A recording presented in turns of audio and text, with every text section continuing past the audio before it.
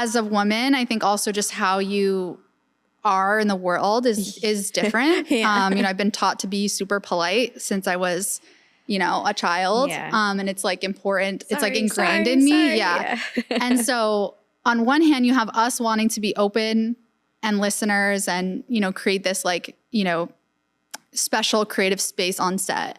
And then there's the other side, like you're saying, I am the director and I am holding this vision. And it's actually my duty to, if it's going off the rails, get everyone back in line. Mm-hmm. And that's the hardest thing for me because, I've also seen male directors scream. Yeah. And everyone is afraid and they're running around on set like hoping they don't get yelled at. And I'm like, okay, I'm not going to be that. But also sometimes if I'm being too soft, I find myself having to ask for things more than once. And I'm like, why should I be having to do that? Like I'm producer and director on this job. Yeah. I've hired you. I should never have to say anything more than once. So then I'm like, maybe I need to be a little more firm. But then do you feel because we are women, if we were to be too firm, that also backfires on us? I don't know. I haven't tried it yet. Scene is not just a podcast. It is a movement dedicated to amplifying the voices, experiences, and stories of women shaping the film and photography industries. We're going to dive deep into the soul work that these women undertake every day to pursue their dreams, passions, and to breathe life into their creativity. And all while fostering and nurturing a thriving community among women in our field. I'm Nalani Hernandez Melo, a creative photographer, director, and curator based in Los Angeles, and I am deeply honored to share this space with you as your host and creator of Scene.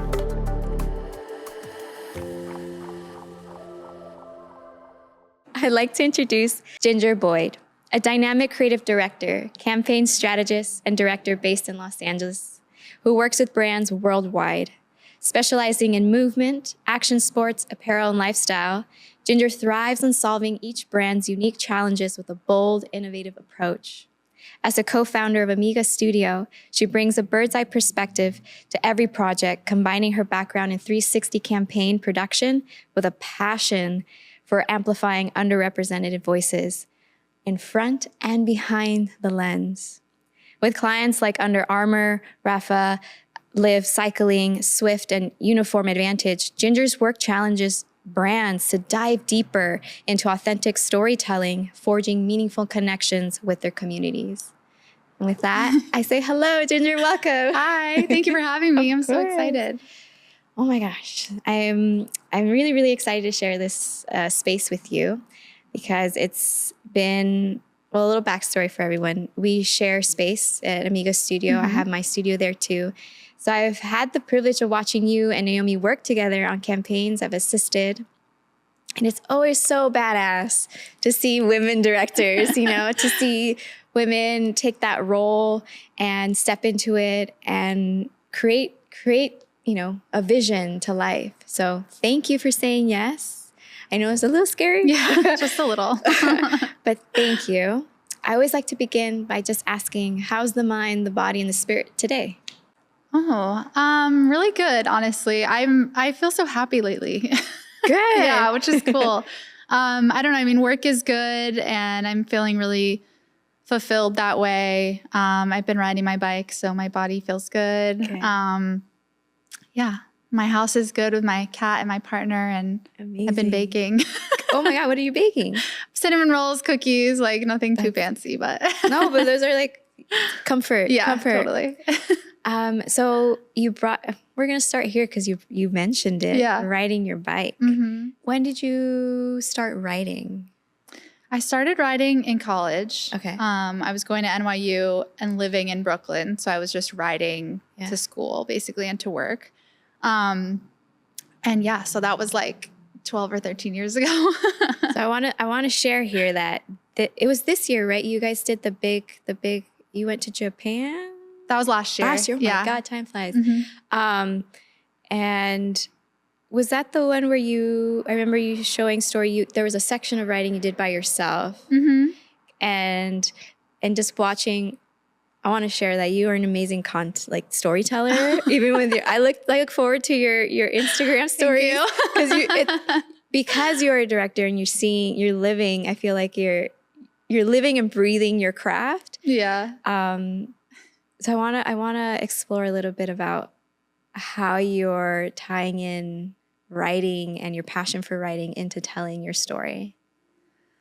I don't know. I guess it's always been a part of me. I mean, like I said, I started riding bikes like when I was in college. So that was also the same time that I started, writing. Oh, writing, yeah. as well. And so immediately after college, I went into the cycling industry where I worked. And so I don't know. It's always just been, I guess, how I've developed, coming into my career and stuff has been two things tied up together, which is storytelling, riding bikes, exploring endurance sports, exploring women in those spaces. So I guess I don't know the answer, but they feel really intertwined and they always have been, I guess. So would you say writing came first before production or before? Oh, yeah, totally. Amazing. Mm-hmm. Ginger, can you take me back in time? And maybe it sounds because production came later in your life. Can you paint me the exact moment when you knew, like, I want to be a director? This is what I want to pursue. Yeah, well, it happened like really organically, I think, because, it's interesting. I feel like it came to me like late in life. Like I've only been directing for like 4 years. Okay. And that makes me feel like I'm still really green at it. Yeah. But at the same time, I feel like I'm not super young. So I'm kind of like, okay, like I'm experienced in certain ways, but I'm green in certain aspects as well.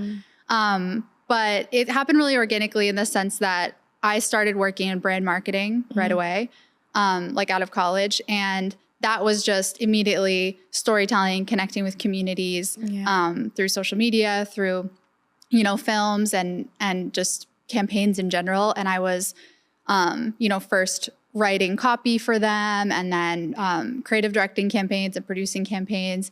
And that was all before I even thought about being a director myself. And then, I don't know, we started making more like video projects. And so I got to work with some directors, who I would bring on. I was creative director. I would hire them on. And that was really exciting. And then, we did one project for the brand I was working for with a really amazing director. And I actually got to write the VO for the piece, and that just kind of was like, I was like, oh, this is really cool. And then when I left the brand to go freelance, I was like, I think I called myself right away like creative director and brand strategist because that was like technically the work that I had been doing before. But right away I was like, yeah, but I really want to direct. Yeah. And then Naomi, who we've mentioned, who's my business partner at Amiga Studio, I think I probably asked her a bunch of times like, yeah, but like, when do I put it in my bio? Like Naomi and I have had this conversation too. Like, am I officially, and even though I had been directing some stuff here and there, I wasn't calling myself that. And then she was like, who cares? Yeah. You're a director. And I was like, okay, I'm a director. But yeah, so I don't know. It feels like it just happened really naturally just from the desire of like, creative directing campaigns and writing and stuff like that. And then being like, okay, well, I want to take that a step further to actually be a director on set for, motion projects, short films, stuff like that. Can we pause here for a moment? Yeah. I want to unpack a little bit about that. Because when I think about practices and spirituality, sometimes you hear this whole like claim it, bring it. Yeah. And that little moment of deciding, should I put this in my bio? It's like it's really vulnerable and saying it's a great example to show how because we're both women, like us saying, are we ready to take that role, that space externally to the world? What was the internal process for you, or like the inner dialogue you were having? You were having it with Naomi, but inside, what was that dialogue with yourself when you were like, I'm going to do it, and when you actually did it? Yeah. I mean, it was like a battle, I would say, because like, I personally never want to claim something unless I'm like 100% good at it and there. So I think even now, like 4 years later, being like, I'm a director, I still feel like I'm still learning. Like, is that okay to call myself that? There's a lot of other directors that are a lot more experienced, blah, blah, blah. So that was probably my hesitation and still is, because I know I have a lot to learn still. Yeah.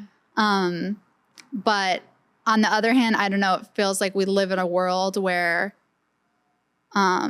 you have to claim something in order to get it, and I think there's a little bit of that fake it till you make it mentality. Like no one's really going to see you and like pluck you out of obscurity and be like, you're a director, I'm going to platform you now, I mean, maybe, but like probably not, it's probably like down the line. Like, but it's probably going to have to come from you first, and say like, I know I can do this. Even if I've only had 2 jobs behind me or 3 jobs behind me, like I know that I'm, getting better, and I know that I have a story to tell, and I know I have something that, someone's going to want to hire me for. Absolutely. I want to share a little wisdom that a friend, actually, I think you may know him, also a director, but we're just acquaintances in the field, and we worked together. It was my first big brand, first brand photography job that I was lead photographer on,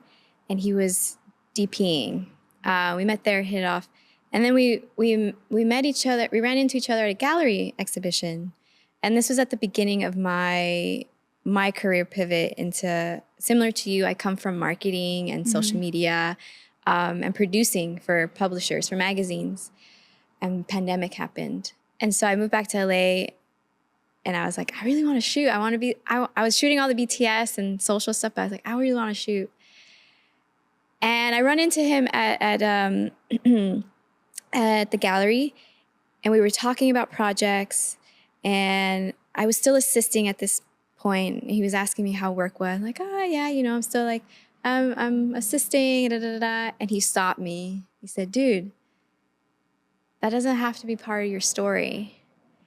And I'm like, what do you mean? He's like, I would have never known, like, the way you're creating and the way you're presenting yourself. And I've seen you on set, like, you're a photographer, and he's the one that's like, say it, claim it, put that in your bio. Yeah, totally. I think at that stage I was still putting like first assist and photographer in the bio, this digital space. Right.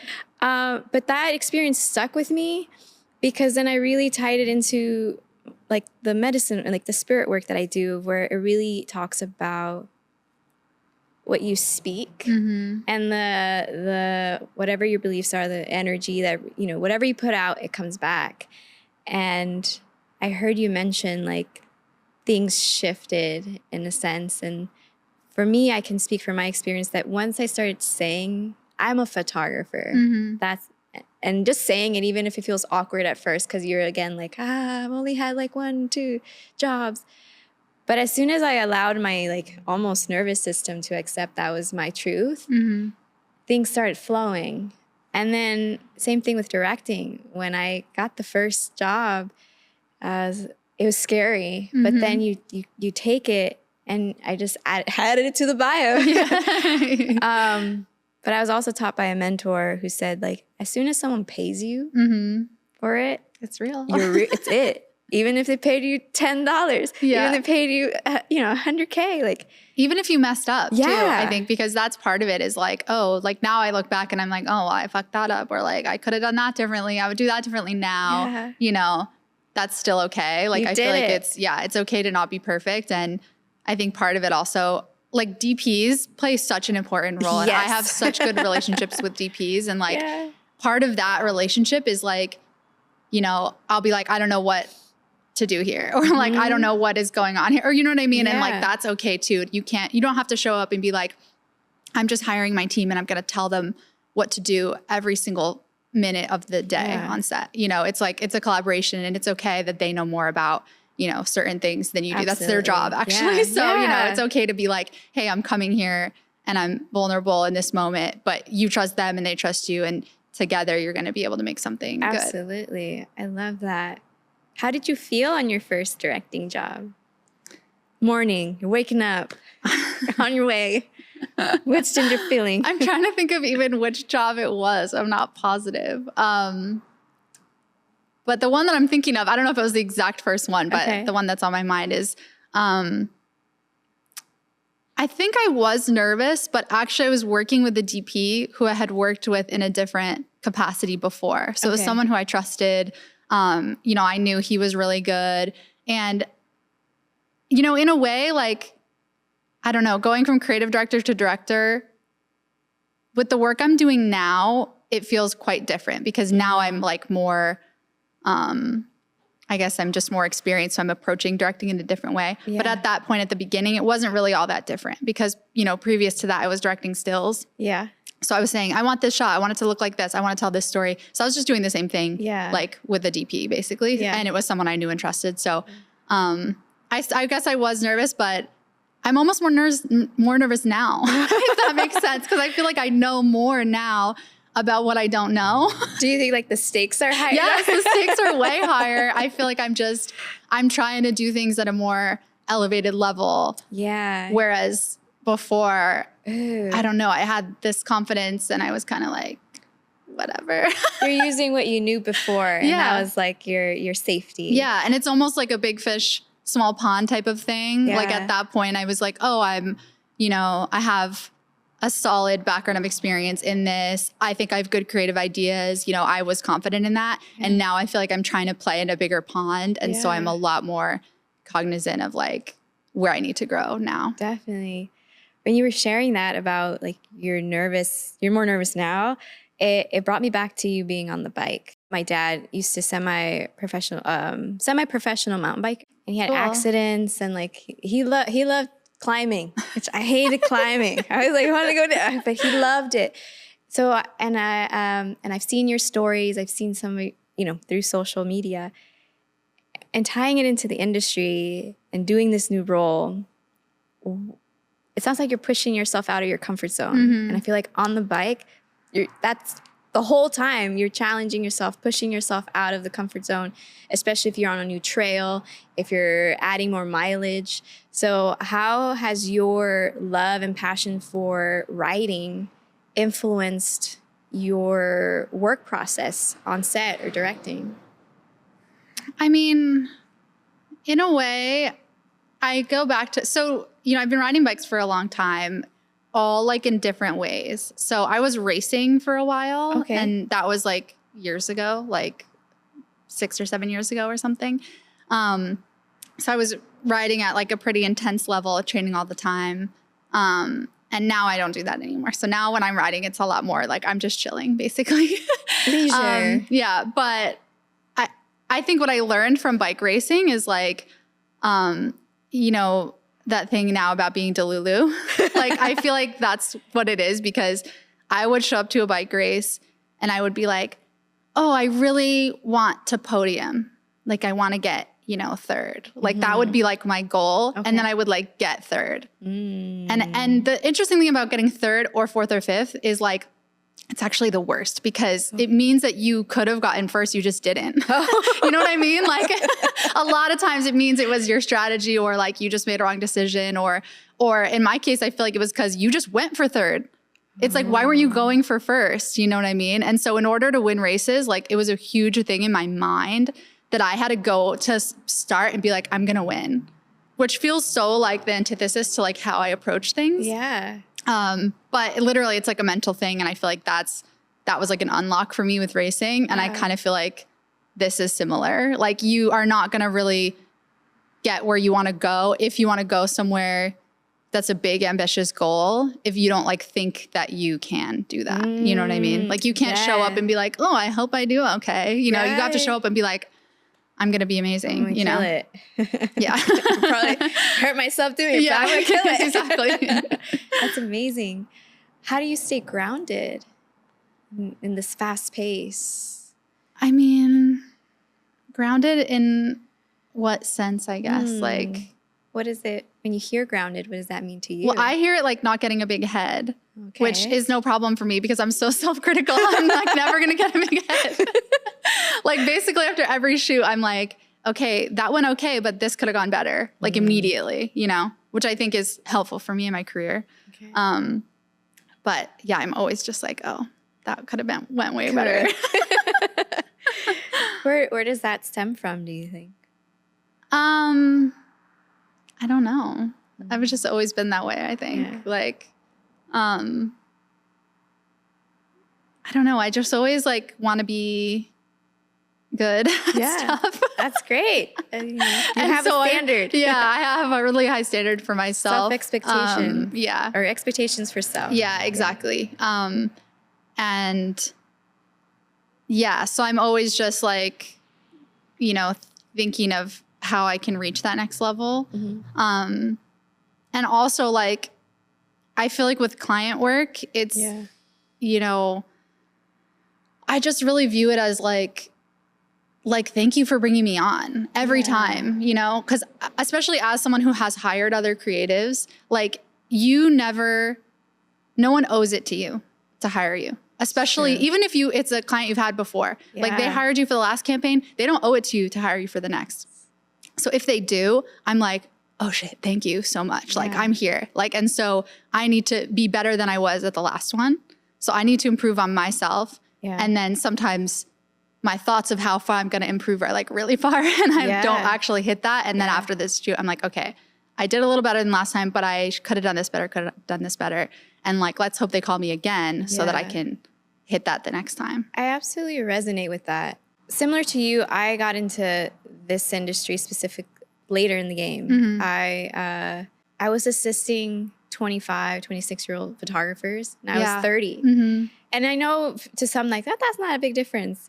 But when you see where they are at their age and where you are, and you're like, it causes a lot of internal dialogue, right?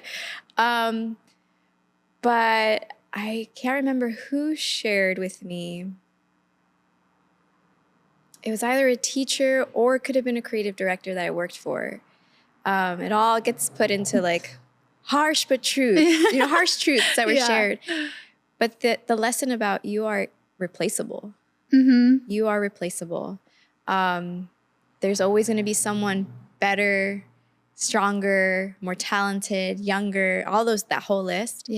And it was an internal shift because when you're younger, you just, I'm the king of the world. Like, I'm a badass. Like, Totally. And there's actual great benefits to having that tenacity because it gets you far and you make mistakes really quick. And then you grow and and then you get jaded or you get more like, I'm naked, vulnerable, right? But you also start your risk, evaluating risks. So it can kind of shut you down a little bit or lose some of that tenacity. But when whoever it was that reminded me of everybody's replaceable and bringing in gratitude, like what you said, just being grateful to be working and grateful that people give you a shot and grateful that people give you a chance. Having worked with creative directors and clients too, it all shifted for me when I had that realization and kind of surrendered to the fact, like, just be grateful and also accepting that there's always going to be someone better and not feel bad about it, you know, just kind of instead of fighting those external factors, being like you said, I'm just going to have to push a little bit harder. Yeah, totally. Now it's an internal process. And as soon as it was this weird acceptance of that in grace and in gratitude that it becomes a little less scary. Yeah. But I don't know if that's just growing up. Yeah, totally. But I don't know. I know. Yeah. Yeah, I mean, and I think it goes to like rejection too. Like anyone in our field is going to face a lot of rejection. Yeah. So I think that part of me that's like always trying to get better and hit that higher standard, it's easy to then beat yourself up and be like, oh, it's because that person is better than me. Like you said, that's waiting in the wings. Yeah. But also I think it's like both things can be true. Like for sure. Yes, you need to push yourself to make the absolute best creative work that you can, but also just because someone else is getting that job or something like that. Maybe they're just different, Yeah. you know, and that's okay. Like maybe they are better, but maybe also they're different, because that was something I realized. Actually, I do a lot of casting. Yeah.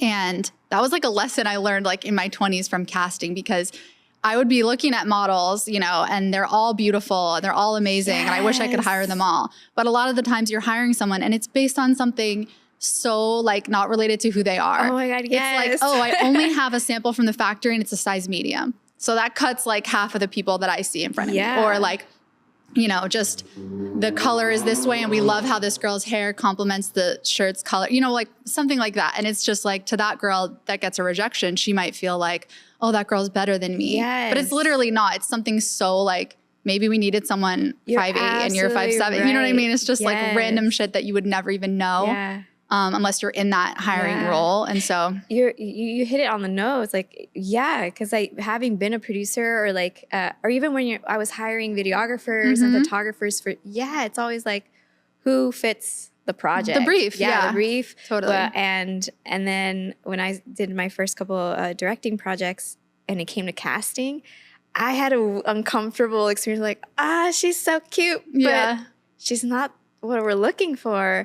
And that internal like, oh my God, we're gonna reject her. I hope she's okay. but yeah, that's part of, you know, that's being human. And sometimes I feel like our industry wants to remove that in structure and work process. But it's a creative process too. And the human experience and state is what really fuels all that. So thank you for sharing that. I was like, whoa. And also, don't get me wrong. It's not like I don't get a job and I'm like, no problem. No, of course. I'm sad. Like I still freak out. We still cry. Like I lost that job. How do you deal with rejection? I don't know. I just try to remember those things, you know, like A, it's probably not personal. It could be a million other things that have nothing to do with who I am as a person. B, okay, let's say that was like a job that was going to take like 3 days and 2 weeks of prep. Like, okay, what am I going to do at that time? Maybe I'll do a test shoot. Like maybe I'll do something else, you know, I'll work on something else. Just like, I don't know, cry a little. And then cry a little, bake a cinnamon roll. Exactly. Have there been any challenges getting into that niche, into that genre of work that you feel being a woman really, really served, like helped you navigate those challenges? Well, I think it was sort of unique because, so like I said, like right out of college, I went into the cycling industry as a job. And a lot of people, or a lot of women who also were in the cycling industry, had a really hard time because it was so male dominated, especially at that time, like 2014, it was like, it was gross. But I was working for a women only brand.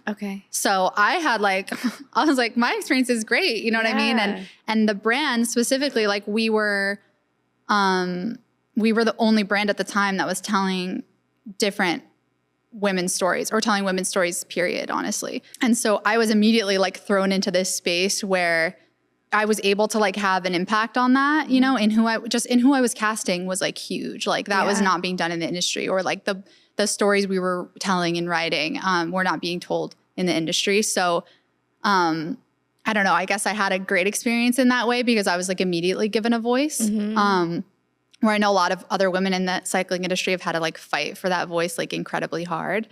But so I don't know, in a way it like opened my eyes immediately, but it also opened my eyes immediately to like how you could change things. And it also opened the door for like connecting with communities, which I feel like is something now that's like the most important part of my work, is like how to get a brand, or as a brand, to build a community around that brand and be inviting people into your world. And once they're there, like really speaking to them in a way that matters to them. And because I saw it happen at this brand, you know, I know that it's possible because I saw it and I took part in it. And it was like such an amazing experience. And so now, I don't know, I feel like that is just kind of at the core still, even like so many years later. And certainly you know, just because I worked at that women's brand, I obviously still was exposed to the sexism in the cycling industry. Yeah. But like I said, I was kind of in this bubble where I was like, well, we do it whatever we want. We do it differently. So that was cool. And yeah, like I think, of course, that exists in the film industry as well. But I don't know. I've just always been like, I'll just do it my way. And like, you know, yeah, I'm probably not going to get some jobs, but other jobs I will get because of that reason. So yeah. Have there been mentors or people that have guided you on this? So many. Yeah? So many. Is there one in particular that comes to mind that maybe something they shared with you? I mean, the most important one I feel like was Tracy Chandler, who's an amazing photographer. And I met like really early on, like when I was like 23 or 22. And, you know, she was working with us doing the photography at that brand. And she was the one who would bring me on the photo shoots and say, well, what do you want to see at this shoot? You know, let's do that the next time. Or, you know, what do you think would look good here? And just having someone ask me that was like, that was like opened the whole door to me becoming a creative director, I feel like, because I don't know. Also, like I grew up in the boonies. Like I didn't even know the job creative director exists. Like I didn't know what that was. So just being asked that and being really young, like it was just so cool. And it gave me like confidence right away. And then, I mean, there's also been so many others like since I made this shift to being a director and starting my business, particularly who have given me like an opportunity. And then allowed me to be there, like even when I feel like I was super green, you know? Like that to me is like the biggest vote of confidence, especially like we were saying, like, you know, a client never has to bring you on again. And so for someone like, you know, these folks, like these are, you know, guys who have been directing for 20 years or something like that. They have relationships with clients that are like 5-10 years long. And that to me is like gold in that's like their biggest resource probably in their career. And for them to bring me on to a job like that, that's like a risk for them, you know, because I could fuck up and then they could lose their 10 years long client. You know, that's like a huge vote of confidence. And so I just always try to be like, you know, I'm so grateful that they brought me on. And like, that just helps you build that confidence like along the way. What is something you would tell 22-year-old Ginger if you could go back, give her a little note across the table? Well, I would say pick up a camera earlier. It's interesting because well, this is something, a side note. You know, I had like the slowest 2023 ever. I think I'm not alone in this. Yeah, I was like, it was a brutal time. It was very, very hard. And so one thing I did, that was only last year, but that was when I first picked up a camera. And I resisted it for so long because I just felt like there's two kinds of people in the world, and some of them are like gear people and some are not. Gearhead. And I was like, I'm not a gear person. Like I can write, but I'm never going to know like what aperture is. Like, you know what I mean? And I just felt that like deeply to my core. And then I was like, you know, I have all this time. I'm not working that much. So I just bought like this old like vintage Blackmagic camera. And I just started shooting stuff like for fun. And that was just like the biggest change in my directing, honestly, because I think as a director, you don't have to have that knowledge necessarily. You can lean on your DP and you can say, I want it to look like this, and they can choose the technical aspects to bring that to life. But it's better if you get it, you know, it just makes it so much faster. The and communication better. And so now I'm like, it didn't happen immediately, but now like 2 years or a year and a half after picking up the camera, I just feel like now I'm starting to get it. And I'm like, no, put the other lens on. You know what I mean? And like, even just having the confidence to say that on set is something that's like getting not new to me, but like I'm getting better at it, you know, because the other thing that's so hard is like, as a woman, you know, creative director or director, I feel like a lot of people just say no to me on set sometimes. Not as much anymore, but like before. And when you're talking to someone who has way more experience than you technically, it's very hard to then not listen to that no. Like, for example, like even just like, I'm thinking of a shoot that was like my first year after going freelance. And it was a gaffer. And I was like, I just want the light to look like this. Like, I don't understand why it's not. And he's like, no, I'm at the limit of like the warmth. I think it was, we wanted like an orange glow. Yeah. And I was like, well, can't you put a gel on it? And he was like, no, it's not going to work because X, Y, Z. And we went back and forth for like 20 minutes. And I was like, can you just, I'm a visual person. Can you just put the gel on and then I can see why it doesn't work? Yeah. And then we can scrap it. And he was like, okay. And he puts the gel on and I was like, love it. Let's move on. You know? And I'm like, why did that just waste like 20 minutes of our life? But when someone says no to you and you feel like they know more technically, it's very easy to just be like, okay, that won't work. Let me move on. Yeah. And so with camera too, like, it's just easier now to be like, oh, even if I said I wanted it to look like that, I changed my mind, put this lens on, and now I know what that means. And I think that's also one of the biggest things, or one of the first lessons you learn also when you're directing is learning to communicate that you've changed your mind. yeah. Yeah. and learning how to communicate that in a way that doesn't ruffle feathers, and like, we're human, so we get it wrong sometimes. Yeah, totally. But even for me, and I think it even begins with the internal permission you give yourself. Like, it's okay, you change your mind. Mm-hmm. Now you got to go tell them. I want the lights, all of them on the other side of the room. Let's go. You know, I mean, that's why pre-production is so important, but it doesn't change. No, it doesn't change. There's always going to be something. It's always, yeah. But it aligned to me. It aligned with me with you expressing how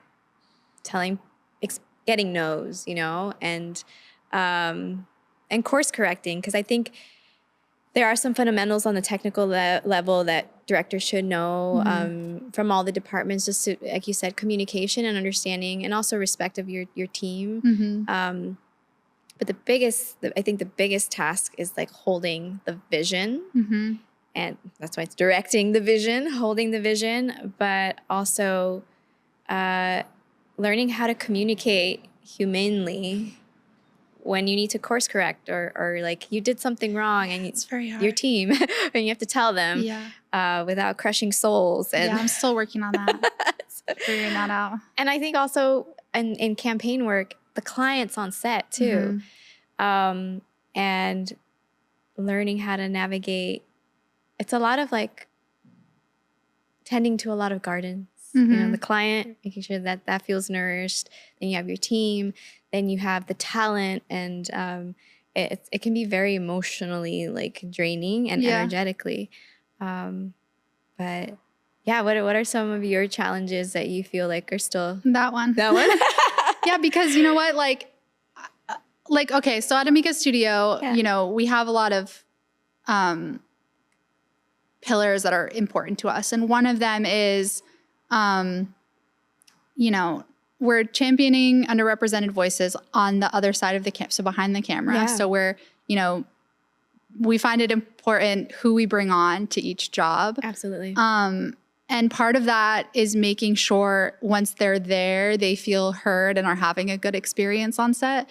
So that's been really important to us from the beginning. And that, you know, sometimes means we want everyone's voice to be heard. Or like I said, when I was 22 and someone asked me, what do you think at the photo shoot? Like, I also want to be that voice for someone. Yeah. So that's been important to me. And then as a woman, I think also just how you are in the world is different. You know, I've been taught to be super polite since I was, you know, a child. And it's like important. It's like ingrained in me. Yeah. And so on one hand, you have us wanting to be open and listeners and, you know, create this like, you know, special creative space on set. And then there's the other side, like you're saying, I am the director and I am holding this vision. And it's actually my duty to, if it's going off the rails, get everyone back in line. And that's the hardest thing for me because, you know, I've also seen male directors scream. Yeah. And everyone is afraid and they're running around on set like hoping they don't get yelled at. And I'm like, okay, I'm not going to be that. But also sometimes if I'm being too soft, you know, I find myself having to ask for things more than once. And I'm like, why should I be having to do that? Like I'm, you know, I'm producer and director on this job. I've hired you. I never have to say anything more than once. So then I'm like, maybe I need to be a little more firm. But then do you feel because we are women, if we were to be too firm, that also backfires on us? I don't know. I haven't tried it yet. Because it's just so not like natural to me. You know what I mean? Like, I don't know. Like, I'm like, can I raise my voice? I don't know. I haven't tried it yet. Yeah. It's just interesting. It was like, I was sharing this with a friend. It related to business and some frustrations of, and this is more like big concept, like experience of the female experience in business of the rules don't apply to us. You know, these rules that are designed by the boys club, or, you know, keep it business. This is how we talk. And then there was a situation where the soft side wanted to go a certain way because it was a friendship. But all my advisors who are male in the business side, like, that's not how it goes. You got to keep it business. And so you go and you present yourself in business, and it just backfired. And I had this moment, I was frustrated and being like, it sometimes feels like, you know, that expression, it's a man's world. It's like, even when we say, we're going to play by your rules that you created, and we do it, it's like, no, that you can't do that. Doesn't work. And I'm not sure if I'm conveying that exactly, because, you know, it was a very intense, like, but a frustration of, I think there's a shift now as part of even this podcast, part of the movement, that we as women are choosing, I'm going to show up, I'm a woman, I'm going to show up as a woman, and I'm going to navigate this as a woman. But I think even business still has like rules that can be very firm, very aggressive. And if a woman follows those and follows those boundaries, and like she's reprimanded for it, or she's a bitch, or she's like this, you know, like when she's just trying to be a boss and a business owner. Yeah. And those are some of my personal frustrations and learning curves as, you know, running my own business. Just like, damn, why? How do we win? Yeah. How do we coexist? I don't know if that resonates with you in any way, or.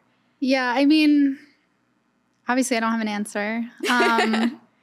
But I can just relate that I think it is hard, especially because, like we're saying, like when you know, have been raised to be super polite or accommodating. Yeah. And then sometimes if you're in a situation like that and you feel like, oh no, now I have to be the businessman or like harsh, it can feel like you're putting on like a show or something that's not authentic to you. Yeah. And I think sometimes other people can even sense that, and it almost makes you lose your footing more. Yeah. So it's really hard, but I think it's kind of like, can you take on a little bit of that while still maintaining true to, you know, who you are? Absolutely. But like one little example, I was chatting with a friend about Zoom calls and how, you know, let's say you're on a Zoom call with 8 people. Half of them are client, half of them are creatives, and you're, you know, in a pre-pro or whatever the case may be. And you can't get a word in edgewise. And I was like, I don't have that problem because I just interrupt people. Maybe we shouldn't say this on the podcast. I don't know. But I'm like, and then that actually made me think to myself, I'm like, oh, wait, maybe they think I am annoying and I'm interrupting everyone, and that's rude. But I feel sometimes I'm like, if they're not going to let you speak, otherwise you have to speak, especially like, you know, let's say it's an Amiga call where producing and creative directing the campaign, like, you know, what we have to say something, you know what I mean? So I don't know. Maybe I'm doing that wrong or whatever, but I feel like sometimes you just have to push a little bit outside of your zone to be like, you know, this isn't necessarily what I would want to do in this situation, but going back to what we said before, like if you don't, you're doing a disservice to the job. Yes. You know? Yes. I don't know. No, and it's interesting because in that specific experience for me, it came back down to like the job. Like it's your duty. I need to for the client. Like they're expecting this, so I need to make sure I land in a place where I can give them what they're expecting. Yeah. When I was working at the first magazine, my publisher was this older white gentleman, and talking about how making room for emotions and how difficult that was at times when someone in a role above you is like, keep that. Yeah. That has no value. We're just going to grind until we get, you know, make the money, make the project. Yeah. And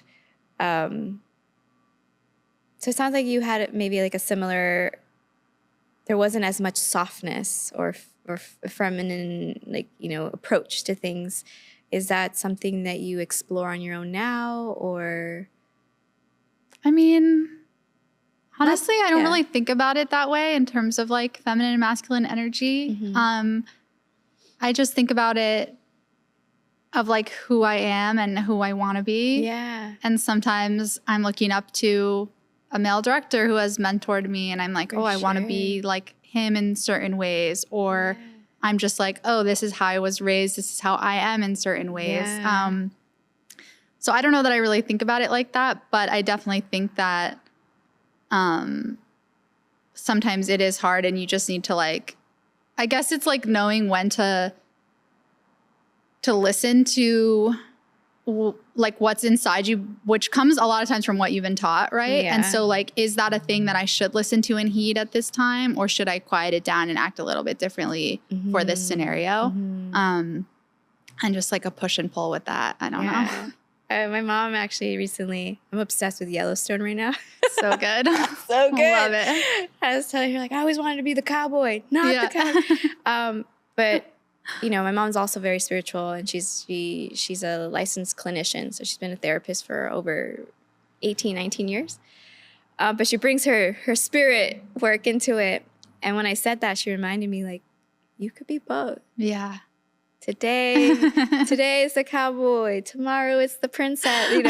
And I share that to kind of like echo what you're saying. Like we're all just a big stew of all these different ingredients. Yeah. And sometimes life, through movements and through we're such a movement culture society right now that sometimes it does really feel very divided, of like black and white. Mm-hmm. And in the spirit work, it's really working towards unification and coexisting. And that always begins with self and honoring that sometimes I am going to be in my masculine, some days I'm going to be in my feminine, some days it's going to be a hot podge, or even as you said, this situation calls for a little bit more of this, calls a little bit more of the cowboy, now and then a little bit the cowgirl. So thank you for sharing that, and just like that reminder of like it ebbs and flows. Yeah, totally. And we don't have to be expected to be one way. Yeah. Even though at times it feels like the game has such set, parameters. Yeah, totally. What are you most excited about, pursuing this career, this path? Oh, I'm so excited about everything because like, I just get better and I learn something new every single project. So I'm literally just like itching for the next one. Like once I finish one, I'm like, okay, what am I going to do next? I'm going to change this. I'm going to change this. I'm going to try this new technique. Yeah. And it's so exciting. And I just feel like right now I just want more of everything, I love that. That's amazing. What is your creative process like? What pockets, what inspires you? What speaks to you? I mean, I think I mainly just care about people. I feel like we have such an opportunity, like, you know how when you're working on something with a client, this statistic always comes up, and I don't know what it is. I'm going to mess it up. But like, everybody scrolls away from your video in the first 3 seconds or whatever it is. You got to get your hook right there. Yeah, exactly. So of course there's some technical things you can do to, work against that or whatever. But I usually think about it the other way. I'm like, oh my God, the people who stay, they like gave us something, like that's so huge. So what are we giving them in exchange for this, like, portion of their life that they didn't scroll away and they gave their attention to us in this like world where it's so hard to get attention. And so I just always feel like, can we tell a story that is either going to make them see someone else in a different way that could bring connection in their lives in some other way, or make themselves feel seen. So that's always the goal. And I feel like how I try to do that, like, with sports, let's say, I've always been really passionate about like making a hero of the everyday athlete. Like to me, that's so exciting. Like it's almost more exciting than when a professional marathoner runs a marathon than when like a mom with 3 kids runs a marathon. I'm like, how do you have the time and the energy? Oh my God, it's amazing. You know, she should be like heralded as like this like amazing feat. And so I love to do that. I love to find someone who's just regular, you know, and kind of find those like special things about them that we can like platform them in a way. But I think it goes the other way too. Like if you do have the opportunity to work with a professional athlete, what are the human things in them that bring them not down, but you know, the things that are relatable to them, to all of us that are watching. And it's just like such a like opportunity. Oh my God, that rings so true. When I, one of my jobs when I was producing videos, the interviews for the magazines, I would get to interview and what I loved is like you'd have this Academy Award winning like singer, and the magazine was about motorcycles, but I really wanted to know about them, like their essence, and asking them like what, you know, what brought them to life, what made them human. And individuals at that level, at that platform, appreciate that because they get to a point where they're no longer seen as humans. Yeah. So it's beautiful to also create those spaces for these people we've moved out. You know, we put them on pedestals, but it's also amazing, like you said, to shine light on the mom that still manages to become this amazing athlete. You know, in my life, we and when I say we, I include like my family, and we work a lot with duality and like balance. And so hearing you say that reminds me of that balance, even in our industry, of like we need to massage both sides and like both nurture both aspects. In our industry, you never know who you get to do content for or create a story. But when you approach each one with intention or purpose, and I hear that through and through, even with you at Amiga and your pillars, when you approach a project with purpose, no matter if it's big or small or who's the talent, it really shifts the whole energy of it. I hear you saying that you care about people. Do you know where that started, and how do you envision yourself keeping that going? I think it's just like a realness. Yeah. That sounds like so corny, but it's like, you know, especially in our lives now, like a lot of things just feel like fake a lot of the time. Agreed. Like just all the time you get an email and you're like, is this a scam? Like, or you get like a sale and then you click on the link and then there's no sale and you're like, what's going on? So I think I just gravitate towards things that are actually real things. And one of those is always going to be like people's stories and who they are. And I don't know, it's just what I like to capture. But I think because I come from a marketing background, I'm also always thinking about it like, you know, how can this brand connect or cut through the noise? And I think that human connection is the only way that they're going to be able to do that. So that's another reason I lean that way. I don't know. I don't know if I'll know my purpose, but it's amazing though. Well, thank you so much, Ginger. Yeah, thank you for having me. Sharing like thoughts and experiences. And it's also beautiful because we've worked together before, but we've never had a chance to like never sit had down. a combo like this. And I'm like, there's so much. Our paths seem so similar. I look forward to continuing and hearing more and cheering you on because of my childhood and how I grew up and being like a tomboy. So I see the work you're creating. I'm like, that's such a cool video. And that's usually what I'm doing. Like, it's just so cool to see. And you too, dude. You're growing so much and everything. It's amazing to see. Thank you.